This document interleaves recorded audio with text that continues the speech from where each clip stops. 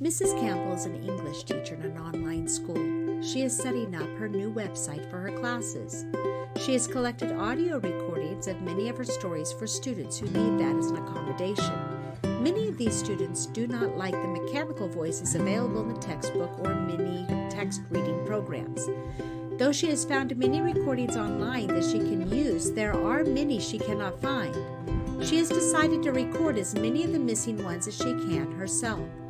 The stories from the beginning of the year are easy because they are old enough that they do not fall under any copyright restrictions.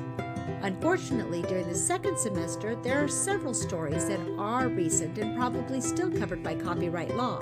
Mrs. Campbell would really like to have the recordings available for her students, but she doesn't want to infringe on copyright either. Mrs. Campbell is aware of fair use of copyright and that greater leeway is given in the educational setting. However, she is unsure if this would apply to her online website. She discovers that there are 4 factors to consider for online fair use that she must be able to answer in a reasonable way.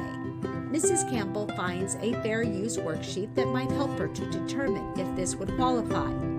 First, the purpose and character of the use, including whether the use is of commercial nature or is for non-profit educational purposes. The answer to this one is easy. It will clearly be for educational purposes. 2. The nature of the copyrighted work. She would be able to use the source if it is factual and published. Her ability to use fair use reduces if the work is creative in nature, entertainment, or uses consumable materials. Unfortunately, all the works that she will want to record are creative in nature, but does their published status negate that, or does a single yes on one side of the issue make the whole thing a no?